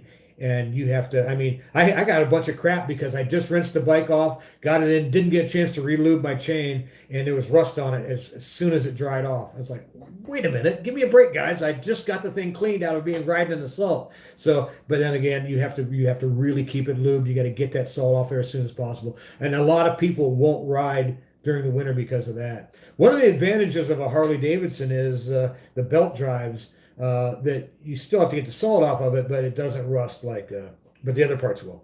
So, yep, Bonneville T120. Yeah, I had an old T100 years and years ago. I really liked that bike. I thought it was one of the best motorcycles I ever had. I had a Speedmaster too, which wasn't the best bike I ever had. Enough said. Thank you for sharing. Sounds like I need to start. Yes, you do. Really, if you can do it and keep it in an area that you dry it off. I have a leaf blower that I don't blow leaves. I use it to dry bikes off of. So as soon as I rinse that off, I use the leaf blower. You don't want to let ice form in between the fins of your jug or your head or whatever, and you want to make sure that stuff is all taken care of, and just use a leaf blower if you can. If not, get in there with a towel or something like that. You don't have to, dry it as best you possibly can. But yeah, that's the big danger. I've ridden bikes, Harley Davidsons year round, and literally destroyed them with rust that I had to replace a lot of parts for. Any plans of doing long distance rides for 22? Dunn, you came in late, and yes, we've got lots of plans. I'm going to be taking a trip to Florida as soon as I can get through the mountains of West Virginia without any danger of ice. in snow. Last thing I want to do is get stuck in the mountains of West Virginia. I've done that several times. I've been stuck out in the Rockies in snow, and so I kind of try to plan around that. I mean, if you guys are familiar with Colorado, and I usually run out, when I was running Harleys, I'd run out I-70, and that area just west of Colorado, man, there can be snow at any time. I mean, it can be June and July, and you can get snow up in there. And so you have to really plan your trips accordingly. And if I'm running a smaller CC bike, I'm not running I-70. I'm running some of the back roads, which you really, really have to watch. I don't know what church shepherd meant there. I don't know what that is. We'll have to see. But yeah, Gene, I definitely would start rinsing it off, man.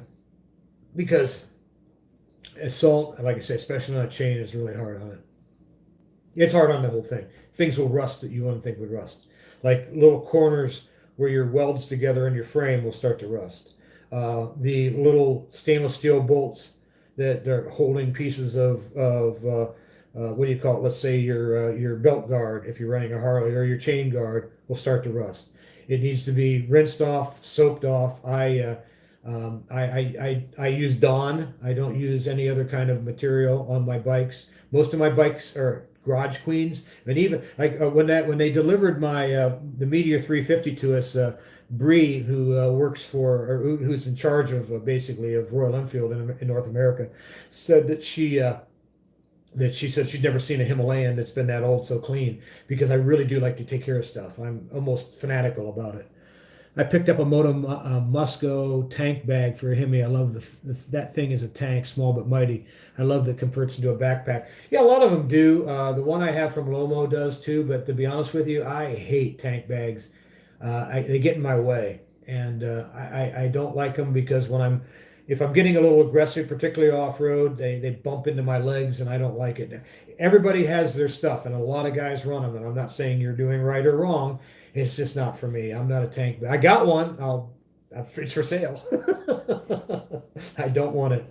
Let's see. Dunn says, it amazes me, though, how you can wash a bike 10 times, but take the seat, what does it say? Take the cedar fenders off, you find dirt. Oh, yeah, because of dust. It's more dust than dirt. And, it's one of those type of things that I pull my seat off all the time and wash it. Every time I wash my bike, I take it down. I take pretty much everything off of it that's easy to take off of and wash it. That's just, again, I'm kind of anal retentive about that. But again, it's kind of funny because I have so many motorcycles and I don't feature them all in the channel. I probably should. Our favorite bike to ride together is what? The Road King. Road King. We love that motorcycle, and again, it has so much emotional equity to us that it's just amazing. It's just amazing. How many bikes am I up to? We got our Road King, we got a Dyna, we've got a Softail, we've got three Sportsters if you count M's. We've got the Himalayan, and we've got the Meteor 350. So what's that? 8? We don't own one of them. We don't own the Meteor, but that'll come. I really love Royal Enfield's turned me into kind of a fanboy, and it's not because they let me ride one. It's the fact of it is that I really enjoyed the simplicity of it.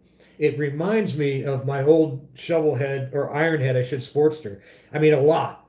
It wasn't fast, but it was easy to work on, and man, you can just run the snot out of it. I love it. I love it. Gene says goals. Exactly. Sounds like you need it. Well, I have a 3-car garage plus a 20 by 25 foot shop, and it's not even full. I could fit another 5 bikes in there. She has her own. So, and to be honest with you, when we get the Meteor, when we finally do get one of our own, it'll be hers. We're gonna, because she loves riding it as well too. She doesn't like to be filmed riding, but she loves riding. So there's a big difference, and you got to do what the woman says.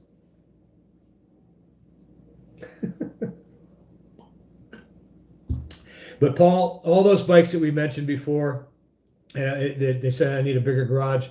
None of them are new, except for the Meteor. Even the Himalayan I bought used. It was 2 years old when I got it. I don't have the kind of money to buy new bikes. If you missed what I mentioned before, I buy pieces of shit. Excuse my language. The Dyna on the lift is well, I only paid $300 for it. The Sportsters, my Sportster came under $1,000. Her Sportster came. I think that was the most expensive one we bought, wasn't it? I think it was like what 1,500. Yeah.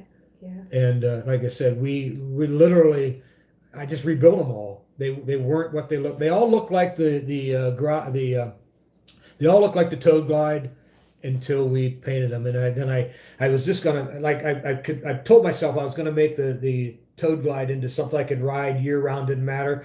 But I usually end up turning stuff into Garage Queen and putting a nice good paint job on it and the whole 9 yards. But who knows? It says if you get bigger space, your Royal Enfield Himalayan is on the second. I'm telling you, man, it's a great bike. It really is. And I mean I don't get paid by Royal Enfield at all. I mean, they let me borrow a bike. That's as far as it goes, and I'm just ever thankful for that. So Miss Kitty said, I was watching a channel discussing the firing order and timing of the Enfield engine. And it's exactly, and that's the reason why I think it's appealing to me, because I bleed Harley Davidson. I've had other bikes. I've had Hondas and Suzukis and Triumphs and Nortons, and I really do love all motorcycles.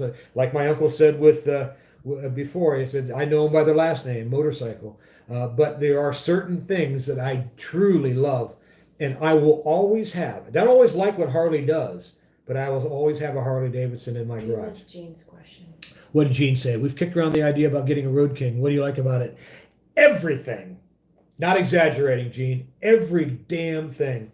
It rides so well. I mean, mine's a 2001, and I've had other touring style motorcycles over the years. This is my very first Road King. It just handles beautiful. You know what it reminds me of, and it's going to sound funny. It reminds me of a very heavy FXR, because I had an FXR T and I had an FXR RS, and I really loved them. But this bike handles. I mean, I even kept the same suspension on it so far. I haven't really upgraded the suspension. I have the old air suspension, but if you know how to use a hand pump, you got to use a hand pump because you can't go above 15 pounds of pressure in the front end or the back end. But you can adjust the weight a little bit in the back end, but not the front end. But it really, really, really is a smooth riding engine. Now, I built the engine up. It started as an 88 inch, and I grew it to 103 because I went over what it's supposed to be in the walls. I replayed the clutch. I've got a Thunder Max tuner on it because it is an EFI. Changed out that crappy throttle body that came on the first couple years Harleys, fuel injection, and put my own on it from a 54 millimeter Harley, and it runs like a booger. I'm telling you, it's the fastest bike in our stable, and I got a 1250 Sportster that I built up as well too. See, I'm watching. Okay, Paul says I'm looking at getting an ADV, but rethinking it. My knees probably could not handle standing and sitting often. Well, you know what's really cool, Paul, is I have really bad knees, and I had this accident in 2013 where they rebuilt my ankle, and I had a bunch of surgeries. And if you just get up and down, here's what you do: you put your ADV bike up on your stands, on the center stand, and you stand up and down in your shop numerous times. And then when you're riding in a flat area, stand up and down. And brother, it'll take care of itself. I'm telling you, do that.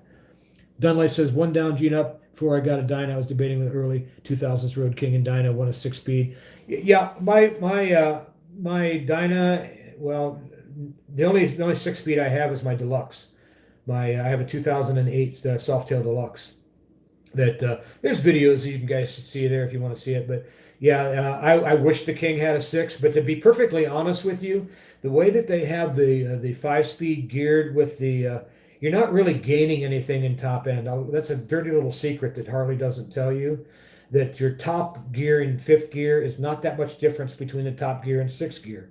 It really isn't, unless you go to a Baker. Then it's going to be completely different. But if you guys don't know what a Baker 6-speed is, it's the greatest transmission ever built for Harley Davidson. I can't afford one. Love to have one. Baker, if you're listening and you want to put a 6-speed transmission in any of my motorcycles, I'm willing to have it. But yeah, they're super, man. It'd be like I had an S&S in my FXR, and I really love that engine. I just can't afford an S&S engine either. They're just too expensive. Big bucks for a big, exactly, man. I just can't do it. Can't swing it too much. You can get the Ultima. I think they're still building some 6-speed transmissions, but they're not nearly the quality. Ultima makes some engines besides S&S, and I think there's another company that's doing it too. RevTech. I had a RevTech engine in one of my old bikes too. I built a chopper back in the heyday of the chopper wars back in the late 90s, early 2000s, and then sold it. But I was using RevTech because I couldn't afford the S&Ss. Paul says Itchy Boots is the one that got me interested in ADV. May end up getting one, but maybe in the future. No, you know what? It won't. Even if you don't get a brand new one, brother. I bought mine used. Didn't have any miles on it to mount anything, but it's great. VDub says, does Kemimoto sell batteries separately, extras, or when they don't charge anymore? Good question. I do not know. That would be something you'd have to contact them. I don't know. Ours is still new. We got them in December. I haven't had any issues, so I do not lie. No, I do not know. No idea. I'll tell you if I don't know. My Done Life says, never understood why Baker made a 6-speed for the Sporty. It costs more than most Sportsters. Well, because there's some people, and like I said, the Bakers are geared different. So you're going to get more top end. And of course, the lower ratios are better for super high acceleration. So if you put a Hammer 1250 kit, well, S&S makes a big block engine for Sportster now too. If you wanted the ultimate Sportster that'll fit in the frame, S&S has a big engine you're going to spend about 10 grand on. Baker's got a transmission, a 6-speed, you're going to spend about 5 or 7 or 8 or 9 grand on. You'd have the fastest Sportster in the world, but you would be broke, and I can't afford that. So what I did is I took the Hammer 1250 kit, and the reason I didn't go to the 1275 was I went to a little bit bigger oil. Well, I went to a bigger oil cooler than what I probably should have, and I probably could have. But my intentions was with that Sportster is making a scrambler out of it. And the reason I did not, and the reason why I even told a lot of people who are building Sportster scramblers this: anything under 45 miles an hour, that engine is gonna lock up on you, and I mean that because it's gonna shut down. The Sportster engine needs 45 miles an hour airflow across the fins to keep it cold at high temperatures in the summer.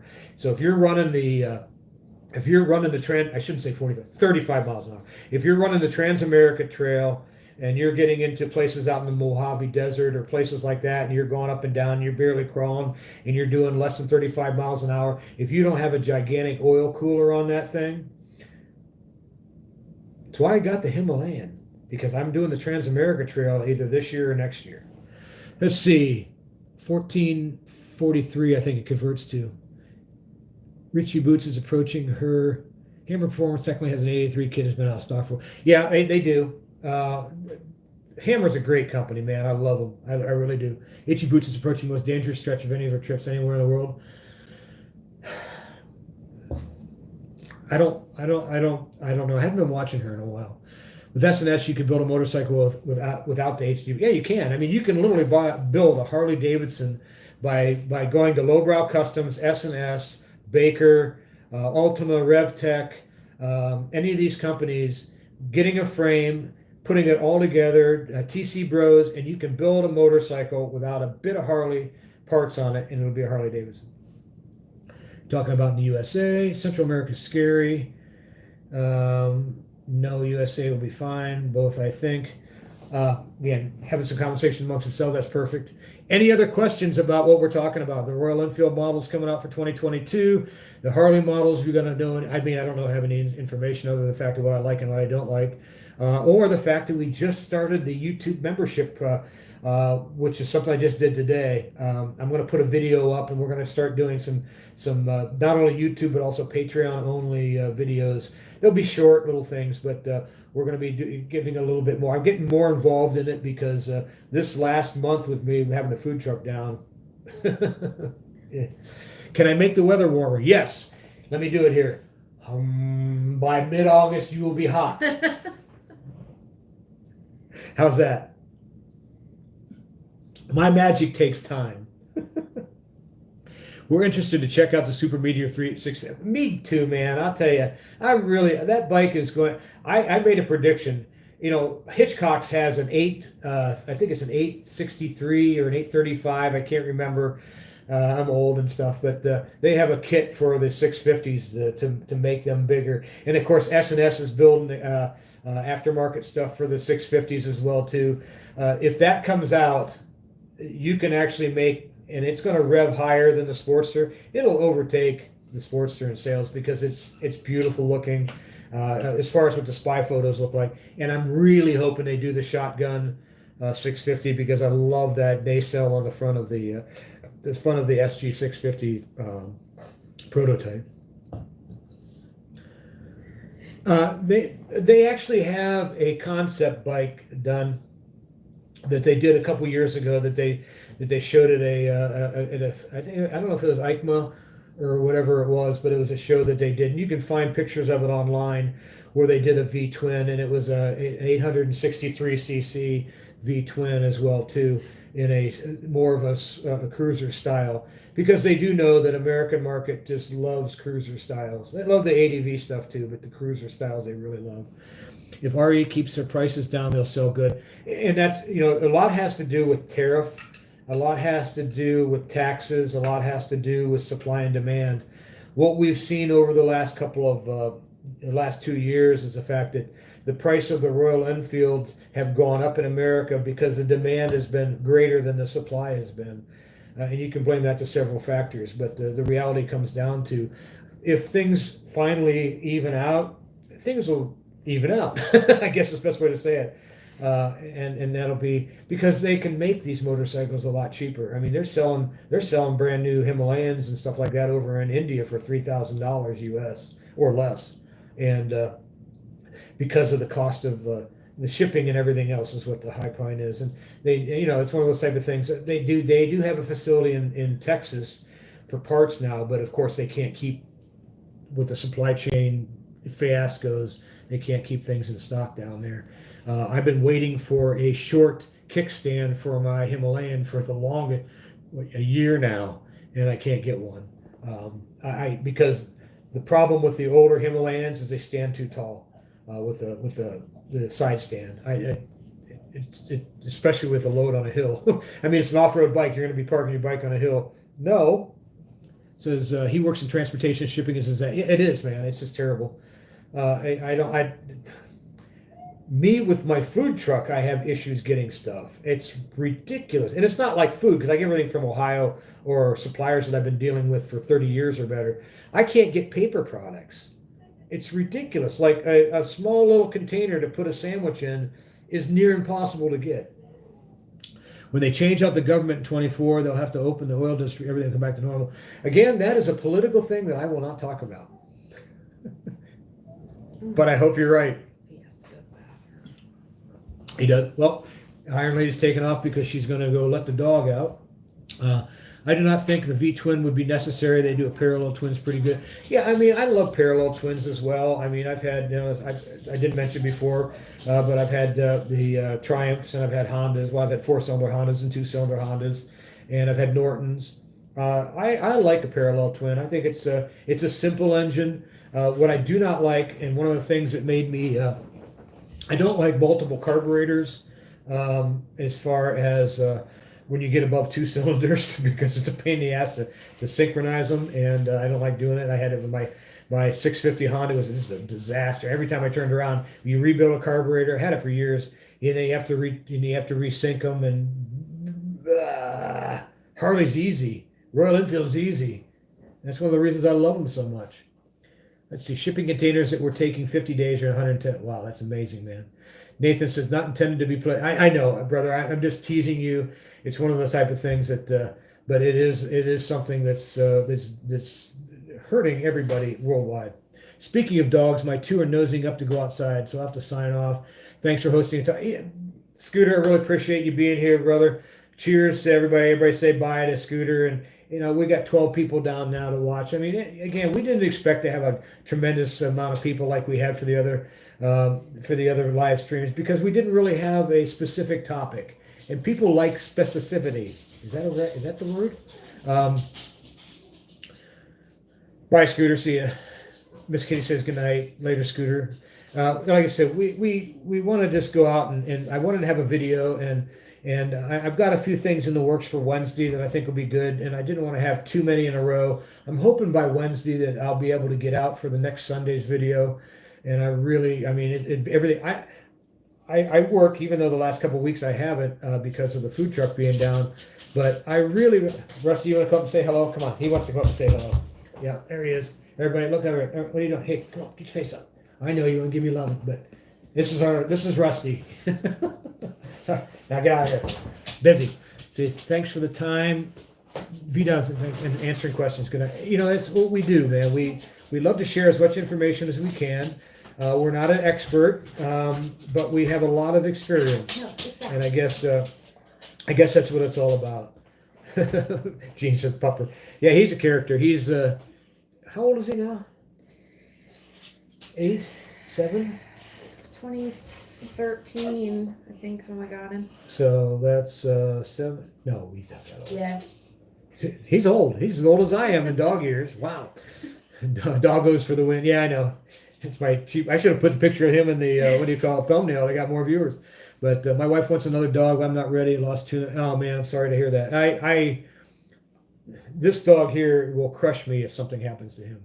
He helped me through the rehab time I was telling you about in 2013.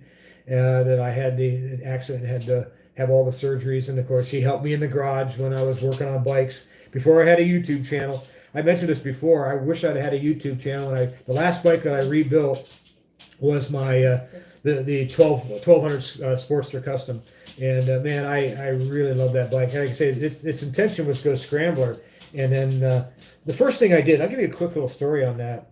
Trevor says he's off now.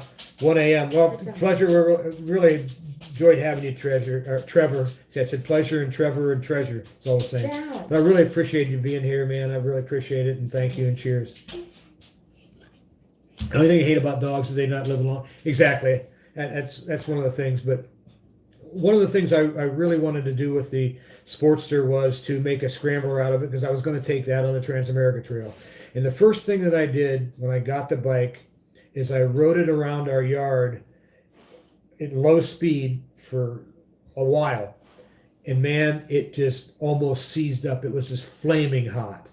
And I knew that wasn't going to be the deal for me. And the second thing I did is I laid it on its side. And not the same day, because I'd probably set the grass on fire.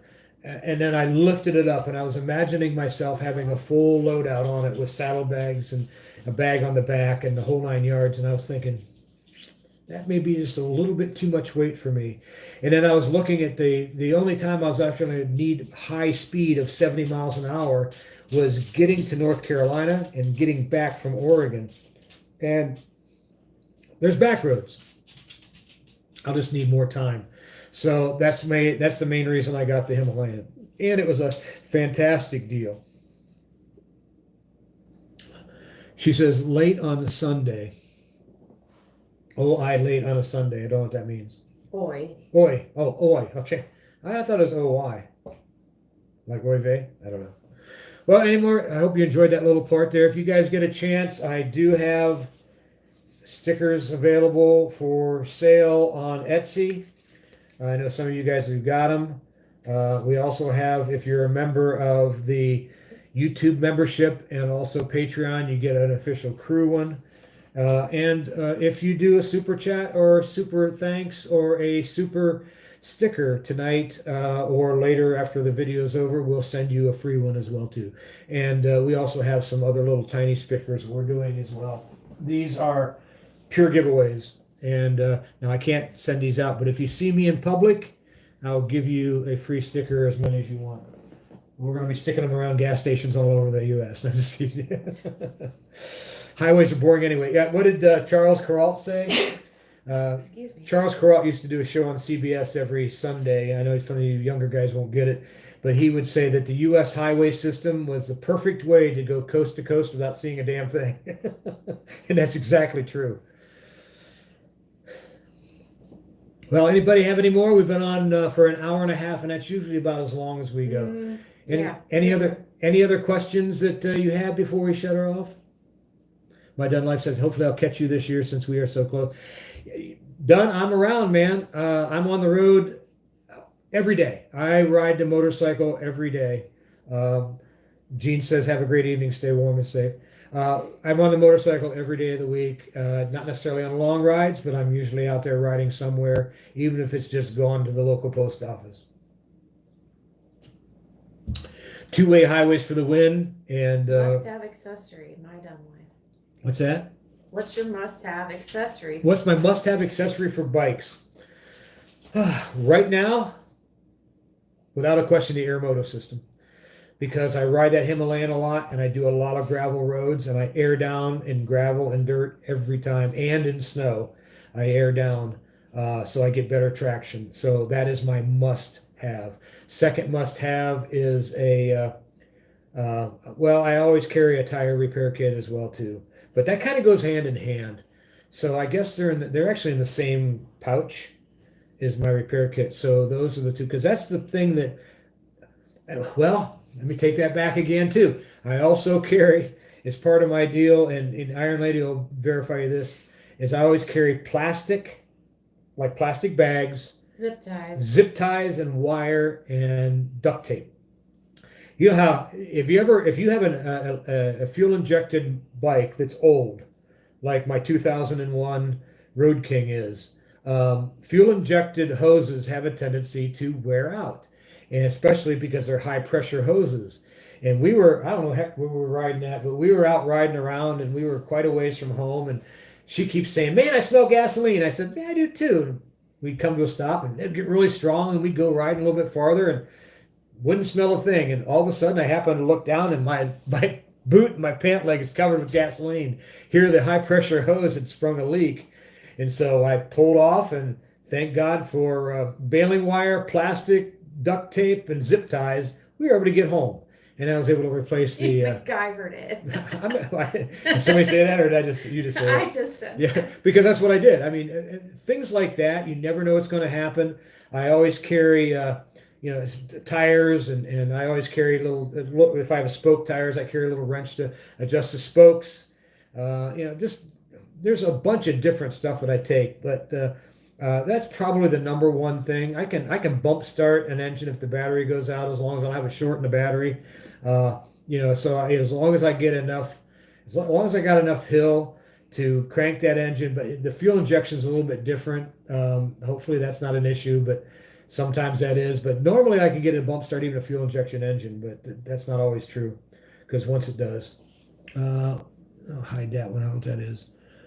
I drove a tractor trailer, and I've seen exits for amazing places. You drive a tractor trailer.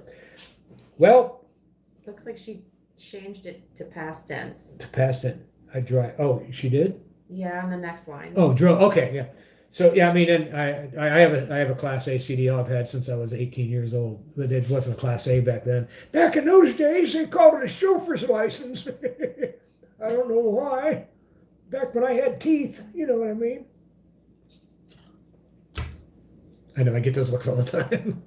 Any other questions?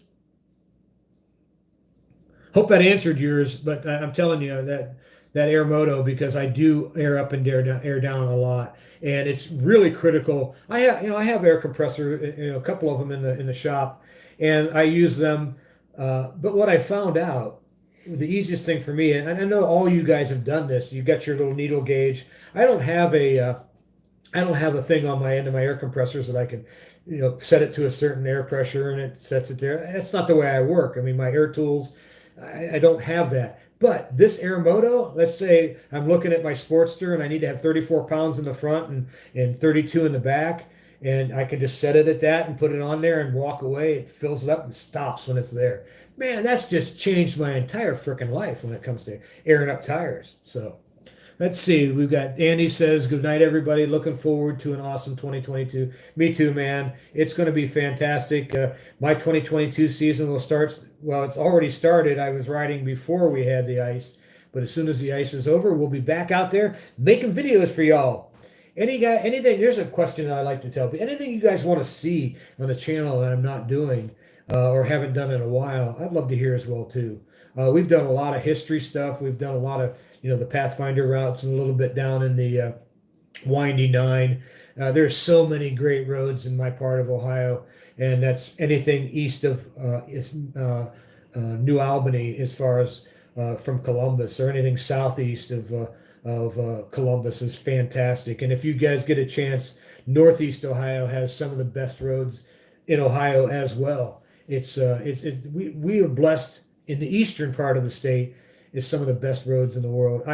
One of my biggest things that I want to do is I cannot wait for Canada to open back up, because I used to do it every year at least once, is ring Lake Erie, and then every couple years ring all the Great Lakes and do that trip. It's just beautiful. I used to go around with a lot of my old friends up in Northeast Ohio. That was one of our trips that we used to take. And I never ride with a lot of people. You notice the name Ronin. There's a reason for that. I'll give you a quick little history lesson. When I was in high school, I was a member of a bike club, motorcycle club. I had my XLCH, and I had 4 buddies. I'm not going to mention their names, but before we graduated, I was the only one left, because they all died in motorcycle accidents.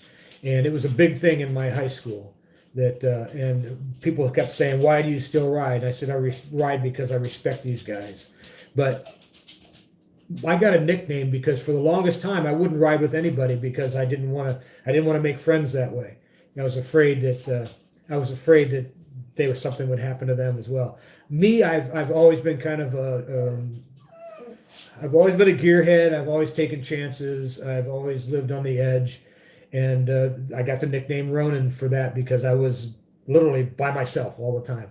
It wasn't a lone wolf. It was a Ronin, because I did martial arts back in those days, and beyond as well too. But the whole idea of it is I've always done most of the stuff by myself. But I did end up having a few friends come in. Unfortunately, one of my best riding buddies got killed too. But that was how many years ago did John die? Oh. 4 or 5?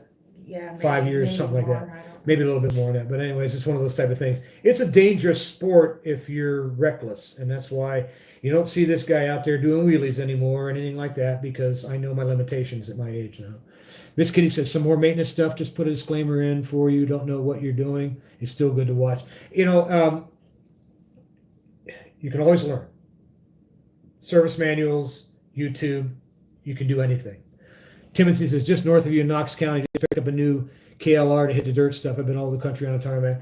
KLR is a great little bike, man. I love it just as well. And in fact, I was looking at them before I got the Himalayan. That was an older one. I didn't want a new one. Well, new ones just came out, but I didn't want one that was within 5 years. Number one, I can't afford it. So I was looking at a lot of the older KLRs, and I really liked it. Rode a few of them. I really enjoyed them. They're great motorcycles. Not a thing wrong. You will never hear me badmouth another motorcycle. I'll tease Honda, but I can, because I owned a couple. But and the only 2 bikes I've ever been down on are Hondas. No, I take it back. I went down on a Suzuki too, but never a Harley. Knock wood. Well, guys, any other questions? If not, we're going to wrap her up for the night, and really want to tell you guys how much I appreciated you. If not, well, we've got to do this then. Let's see. AMF. I had AMF bikes, man. There's nothing wrong with them. Here we go. Ready? And the only 2 bikes I've ever been down on are Honda. Playing the music, because what I always signed out with is make sure you subscribe, like this video just like any of the other ones. Subscribe, share, comment. I read all the comments and comment as many as I can. And I didn't do this, but that's because I can't put it up there. Until next time, guys, make sure you all ride safe and keep her on 2 wheels, baby.